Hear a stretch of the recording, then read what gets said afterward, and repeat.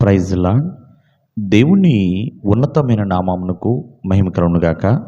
ప్రభువు నామమున మీ అందరికీ హృదయపూర్వక వందనాలు. ఈ ఉదయకాలము దేవుని వాక్యాన్ని విందాం. లూకా సువార్త 19వ అధ్యాయము 6వ వచనము. అతడు త్వరగా దిగి సంతోషముతో ఆయనను చేర్చుకొనెను. ప్రియమైన వాళ్ళరా, ఇక్కడ జక్కయ్య గురించి మనం చూస్తున్నాం. మరి యేసుక్రీస్తు వారి కొరకు మరి ఆయన ఎదురు చూస్తున్నాడు. యేసుక్రీస్తు వారు యెరికో పట్టణానికి వచ్చినప్పుడు యేసయ్యను చూడాలని ఎంతగానో ఆశపడిన వాడండి.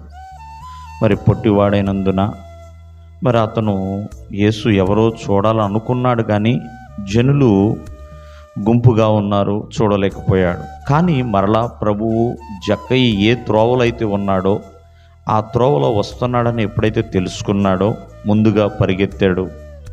మరి ఒక మేడు చెట్టు ఎక్కాడు, యేసయ్యను చూశాడు, ఎంతగానో సంతోషించాడు. ఇక్కడ మనం ఒకసారి ఆలోచించేద్దాం. జక్కయ్య ఒక ధనవంతుడైన వ్యక్తి అండి, ఒక ఉద్యోగస్తుడు. మరి ధనవంతుడు, ఉద్యోగస్తుడు తన గౌరవాన్ని పక్కన పెట్టి తాను యేసుక్రీస్తు వారిని చూడాలని ఒక మేడు చెట్టు ఎక్కాడు. మరి మనం జాగ్రత్తగా ఆలకిస్తే ఒకసారి ప్రయత్నించాడు యేసుక్రీస్తు వారిని చూడాలని. జనాలందరూ గుంపులుగా ఉన్నారు. ఆ ప్రజల్లో ఇతను పొట్టివాడై ఉన్నన్న వలన చూడలేకపోయాడు. చూడండి, చెట్టు ఎక్కితే నేను పడిపోతానేమో అని తనకున్న భద్రతను కూడా పక్కన పెట్టేశాడు. కానీ ఏది ఏమైనా తన ప్రణాళిక ఫలించిందండి. యేసుక్రీస్తు వారు ఎప్పుడైతే ఆ చెట్టు దగ్గరకు వచ్చారో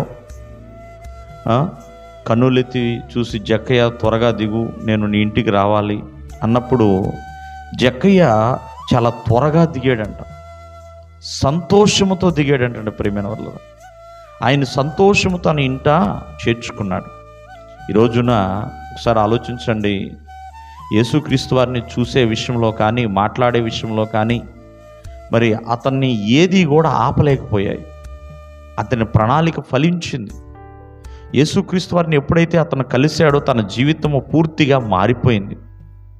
రక్షణ పొందిన జీవితంగా మారిపోయింది. ప్రియమైన వాళ్ళారా, మారు మనసు పొందుకున్న జీవితంగా మారిపోయింది. ప్రభువును ప్రేమించడం మొదలుపెట్టాడు.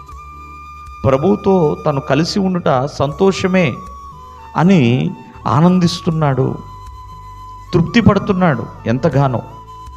చూడండి, దేవునికి చేరువ అవ్వాలి అని ఏ చిన్న ప్రయత్నం అయినా సరే మంచి ఫలితాన్ని ఇస్తుంది. నిజంగా చెప్పాలంటే ప్రభువుని ఇతని వెతకటం మొదలుపెట్టాడు కాబట్టే తన ప్రణాళిక ఫలించింది, ఒక ప్రతిఫలాన్ని తనకి తీసుకొచ్చింది. యేసయ్యను చూడకుండా నీ జీవితంలో ఎన్నో ఆటంకాలు ఉండొచ్చు, ఎన్నో అడ్డులు రావచ్చు. కానీ ఆ అడ్డులు మనం తొలగించుకుని ఎప్పుడైతే ప్రభువుని చూడాలి, ప్రభుతో ఉండాలి అని ఇష్టపడతావో ఖచ్చితముగా నీ ప్రణాళిక జక్కయ్య వలె ఫలిస్తుంది. దేవుడు మిమ్మల్ని దీవించును గాక. ఆమేన్.